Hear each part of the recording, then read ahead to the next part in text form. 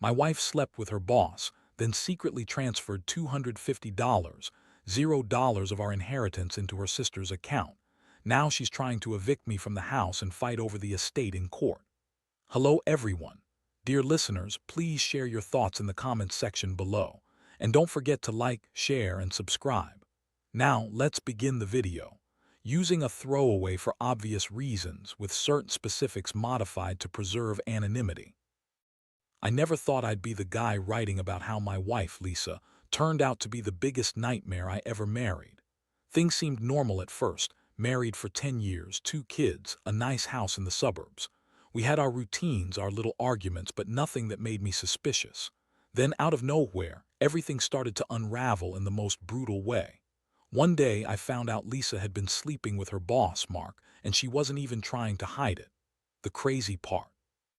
She was so brazen about it, she even transferred over $250, $0 of our inheritance into her sister's account without telling me. All of this happened behind my back, right under my nose, and I did see it coming. It started when I noticed some strange things. Lisa's phone kept ringing late at night and she'd quickly hide it or turn it off when I came near. She was acting weird, more distant than usual. She'd make excuses about work stress or needing me time, but I knew something was off. She also started dressing differently, more provocative, more confident, and I could tell she was trying to impress someone.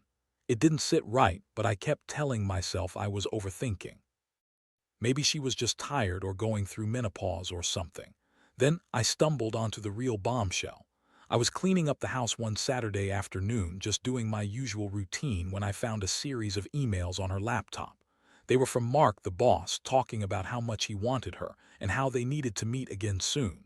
The language was explicit and there were references to nights she'd been away or working late.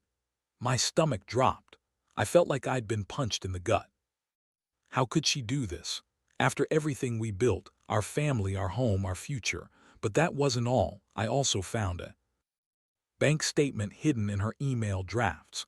It showed a transfer of $250, $0 from our joint inheritance account into her sister, Jenny's, account.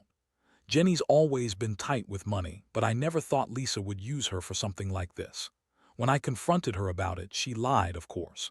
Said she was transferring money to Jenny for a business investment, that it was all legal, and I was just overreacting. That she was doing this for us, for the family's future. I knew she was lying, though. The way she fidgeted, the look in her eyes, it was all so obvious she was hiding something big. The worst part, I saw her with Mark that very night, at a fancy hotel downtown. She was coming out of the place looking flushed and guilty, clutching her purse like her life depended on it. I watched from a distance, feeling like I'd been hit by a freight train. My mind was racing, trying to process how the woman I loved and trusted could betray me so badly. It wasn't just infidelity, it was a betrayal of everything we'd built together. The trust was shattered, and I knew I had to decide what to do next. The anger, the hurt, it all came crashing down at once. I remember standing there, staring at her as she got into Mark's car, thinking about how she'd lied so effortlessly, how she'd manipulated our finances, and how she was trying to erase me from her life. I felt a strange mixture of rage and sorrow. Rage because she'd lied and cheated, sorrow because I still loved her, or at least I thought I did. But now I was faced with a choice: stay and fight for a marriage that was clearly broken, or cut my losses and get out before it destroyed me completely. I didn't want to believe it, but deep down, I knew this was just the beginning of something much worse. After I saw her with Mark that night, I knew I couldn't pretend everything was fine anymore. The image of her coming out of that hotel, looking so guilty, so damn sneaky, burned into my mind. I felt sick. My stomach churned with a mix of betrayal, anger, and heartbreak. I stood there in the dark, watching her get into Mark's car and drive away, feeling like I'd been punched in the chest. How had I missed all the signs? How could she lie so convincingly? And most of all, how could I have trusted her for so damn long? That night, I didn't sleep. I kept replaying everything I'd discovered, trying to piece together how it all fell apart so fast. The emails, the bank transfer, her behavior, none of it added up anymore. I thought about her lying to my face, telling me she was working late, that she needed me time, when she was out sleeping with her boss and secretly stealing from us. I felt so stupid. I realized I'd been blind, or maybe just too comfortable to see what was really going on. The next morning, I decided I couldn't keep quiet. I had to confront her. I waited until she was in the kitchen, sipping her coffee, acting like everything was normal. I sat her down and laid everything out: her emails, the transfer, the night at the hotel. Her face twisted into a look of pure disdain. She blinked, then scoffed. "You're overreacting. You're paranoid. I don't know what you're talking about."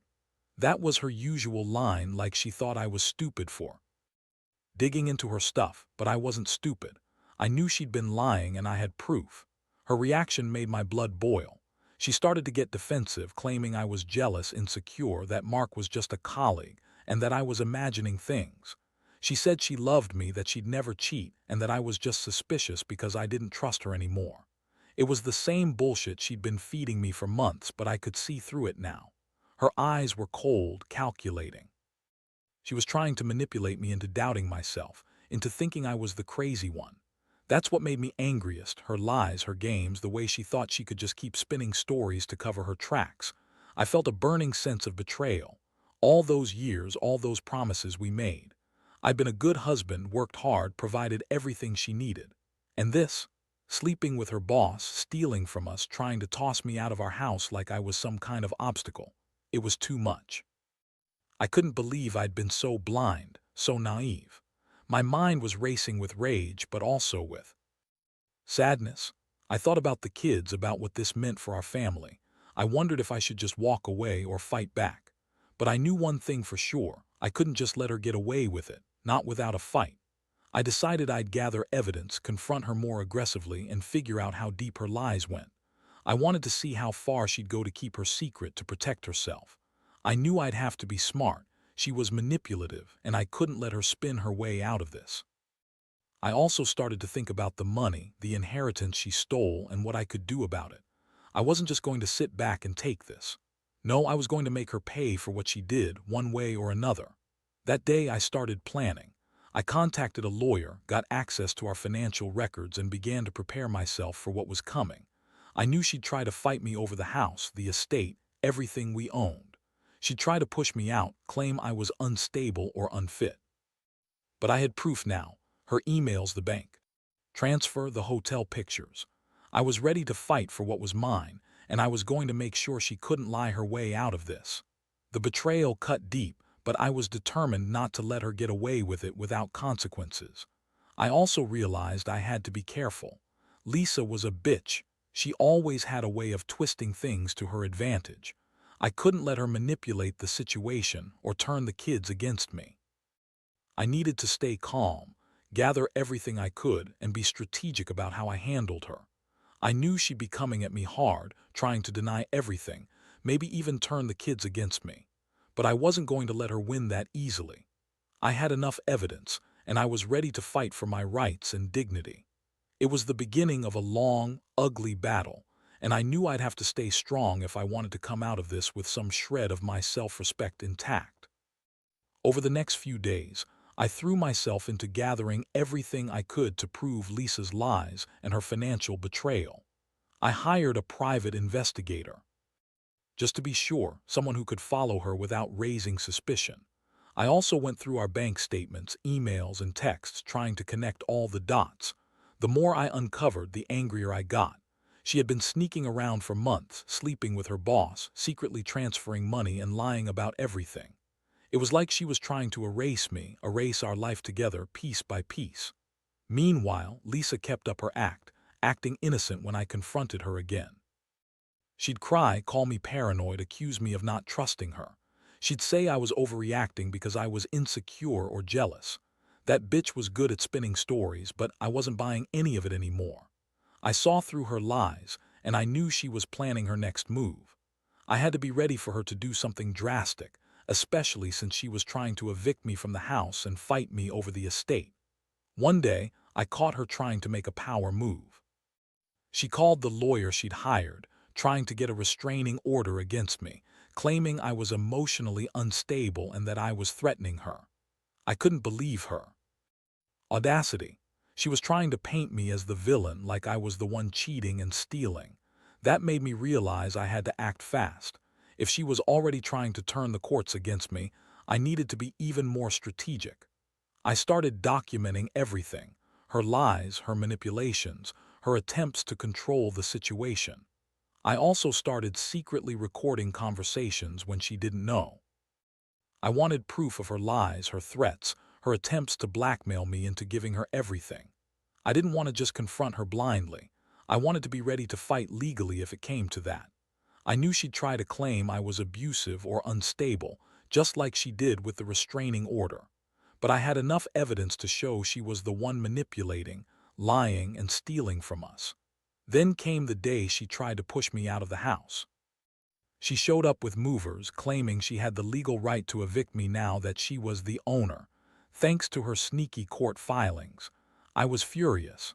I told her she was full of shit, that she was trying to steal our home and our estate. That's when I realized I needed to get a lawyer involved, someone who knew how to fight these kinds of manipulations. I called the best family lawyer I could find, and within hours I had someone on my side. It was a relief, but I knew the fight was just starting. In the meantime, I also started reaching out to Jenny, her sister.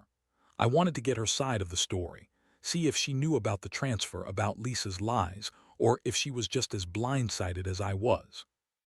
Jenny was surprisingly cooperative. She told me Lisa had been acting strange lately, more secretive, more aggressive.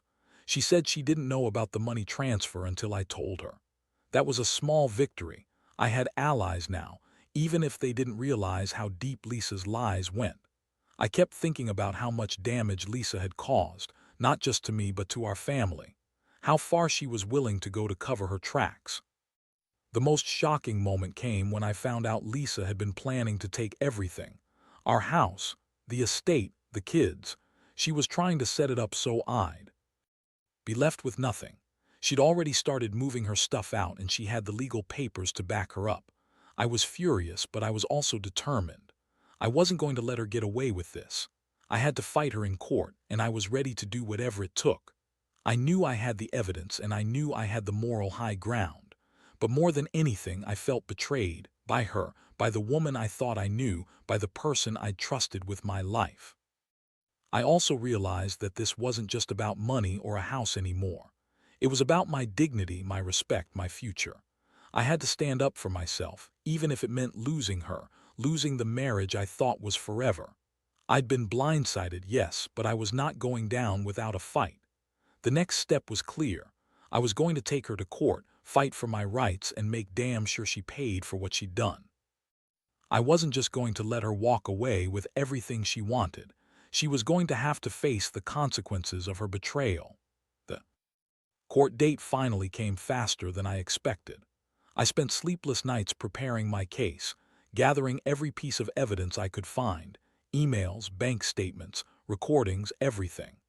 I hired a forensic accountant to trace the transfer of that $250, $0 into Jenny's account, and he confirmed it was illegal, done in secret to hide her tracks. I also had the recordings I made of Lisa's threats and her attempts to manipulate the legal process. I knew I had a strong case, but I also knew Lisa was cunning. She'd try to spin her story, paint me as the villain, and use the courts to her advantage. On the day of the hearing, I was nervous but determined. Lisa looked confident, almost smug. She wore that bitchy smirk she always had when she thought she was ahead. She sat across from me in the courtroom, her lawyer whispering in her ear. I could see the contempt in her eyes, like she was already planning her next move. The judge called the case, and I started laying out everything: her affair, the money transfer, her attempts to evict me, and her lies to the court. I presented the email evidence first, showing her explicit conversations with Mark, proving the affair beyond any doubt. I played the recordings of her threatening me and trying to blackmail me into giving her everything. I handed over the bank statements showing the transfer, and my forensic accountant explained how it was illegal and fraudulent. I also brought in Jenny, who testified about Lisa's manipulations and her own shock at discovering the money transfer. The courtroom was tense, and I could see Lisa's face tightening as she realized her lies were crumbling. Her lawyer tried to argue that Lisa was entitled to the house because she was the legal owner, citing some flimsy court paperwork she'd filed. But I had all the proof showing she'd lied, manipulated, and stolen from us. I argued that her actions were criminal: fraudulent transfers, infidelity, and attempts to maliciously evict me from my home. I demanded full custody of the kids, the return of the stolen money, and that she be held accountable for her lies and illegal activities. The judge listened carefully, asking questions, scrutinizing the evidence. I saw Lisa's face turn pale as my lawyer laid out her deceit. After hours of testimonies and evidence presentation, the judge finally made a ruling. She ordered Lisa to return the transferred $250, $0 immediately, cease all attempts to evict me, and awarded me primary custody of the kids. She also ordered Lisa to pay court costs and a fine for her illegal transfer. The courtroom erupted into a mix of relief and shock. I felt a huge weight lift off my shoulders, but I also knew this wasn't the end. Lisa would fight back. I was sure of it. After the hearing, Lisa stormed out of the courtroom, furious and defeated. Her face was red, her eyes filled with rage. She tried to argue with her lawyer, but it was clear she was losing control. I stayed behind, feeling a strange mix of relief and anger. I had won the legal battle, but I knew Lisa's revenge wouldn't stop there. She was the type to come back swinging, trying to destroy me in any way she could. In the days that followed, I moved into a new place, an apartment I rented secretly, just in case she tried to claim the house again. I also started the process of dividing the estate, making sure the court's orders were enforced. Meanwhile, Lisa kept trying to contact me, sending bitter texts accusing me of ruining her life. But I wasn't going to let her manipulate me anymore. I'd fought for my rights, proven her lies, and secured my future. Still, I couldn't help but feel the sting of betrayal, how someone I loved could turn into such a vindictive, manipulative woman. The trust was gone, and I knew I'd never look at her the same way again. The aftermath was a whirlwind. I had to rebuild my life from scratch. Trust was shattered, the house was lost, but I was still standing. I learned a lot about myself during this mess, that I could withstand betrayal, that I could fight for what was right, and that sometimes the only way to deal with a bitch like Lisa was to take her to court and make her pay for her lies. I don't regret fighting. I just wish I'd seen her true colors earlier. Now I'm focused on healing, moving on, and making sure I never get blindsided like this again. After the court's decision, I thought the worst was over. I had won the legal battles, gotten the evidence to back up everything, and managed to keep a hold of my dignity. At least I told myself that. But Lisa was not the kind of person to accept defeat quietly. No, she was planning her next move, and I could tell she was more dangerous now than ever before. She started showing up at my new apartment, uninvited, trying to guilt me into taking her back. She'd cry, call me heartless, accuse me of ruining her life. But I saw right through her tears. Those were just her tricks, her way of pulling at my conscience. I refused to be manipulated again. I knew she was just trying to wear me down, to make me doubt myself. Still, her persistence was unsettling, and I had to stay guarded. Meanwhile, her attempts to fight over the estate continued through legal channels. She filed new motions, claiming she was entitled to more because of some emotional hardship, and even tried to get custody of the kids again, claiming I was unfit. I had to produce more evidence, more proof that she was lying, that she'd been cheating and stealing from us.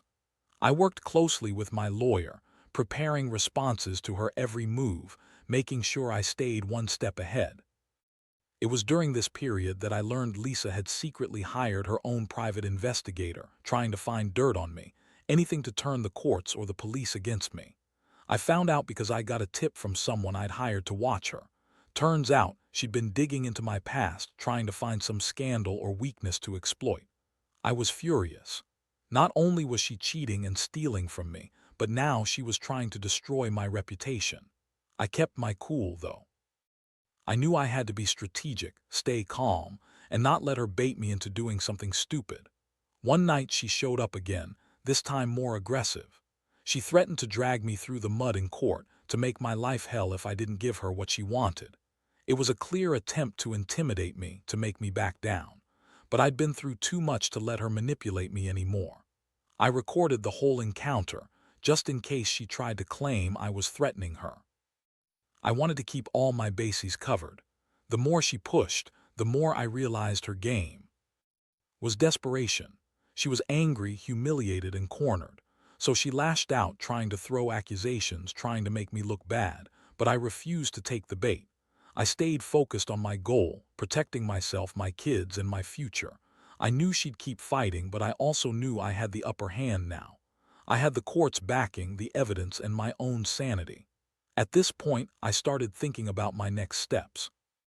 I realized I had to cut her out of my life completely if I wanted to move on. I filed for a restraining order, not to punish her but to keep her away from me and the kids. It was a hard decision, but I couldn't let her keep messing with my head. I needed peace, and I needed to rebuild my life without her constant chaos. I also made arrangements for the kids, more visits, better stability, and ensuring they knew they were loved.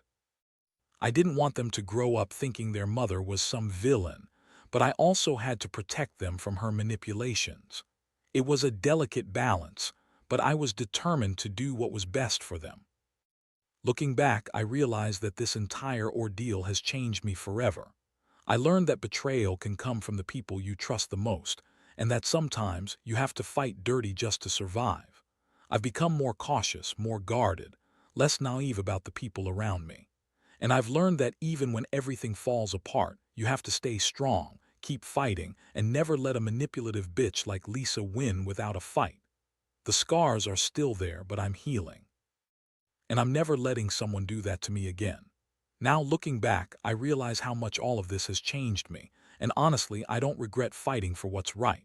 It's been a brutal, exhausting journey, but I've learned some hard lessons about trust, deception, and resilience. Lisa's betrayal cut so deep that I thought I'd never recover, but I did. I managed to hold on to what mattered most: my sanity, my integrity, and most importantly, my kids. They're the reason I kept fighting even when I felt like giving up.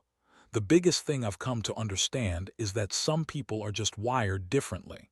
Lisa wasn't the woman I thought I married. She was manipulative, selfish, and willing to destroy everything and everyone in her path to get what she wanted.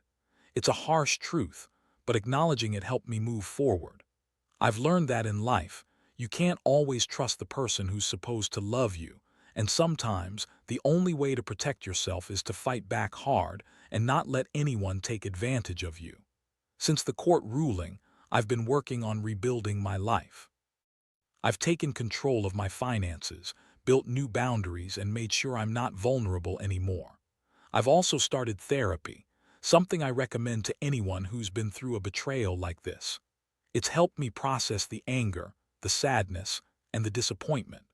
I've realized that holding onto resentment only hurts me in the long run, so I focus on moving forward, learning from everything I've been through. As for Lisa, I know she's still out there trying to manipulate and control, but I've cut all ties. I don't plan to look back. The trust is gone, and I've accepted that our relationship is over. I hope she finds some kind of peace, but I also know she won't change. People like her don't. They just find new ways to lie, cheat, and manipulate until they get caught or run out of options. To anyone reading this who might be going through something similar, I'll say this: don't ignore the signs. Trust your instincts. If something feels off, investigate. And don't be afraid to fight for yourself. No matter how much it hurts, standing up for your rights and your dignity is worth it. The pain of betrayal is real, but so is the strength inside you to rise above it. You might lose some things: houses, relationships, money, but you'll gain clarity, resilience, and a sense of self that no one can take away. In the end, I've come to see this nightmare as a catalyst for growth. It's made me more cautious, more aware of what's real and what's not. And it's shown me that even in the darkest moments, there's a flicker of hope, that you can rebuild, reestablish your boundaries, and find happiness again. I won't say I'm fully healed, but I'm stronger than I've ever been.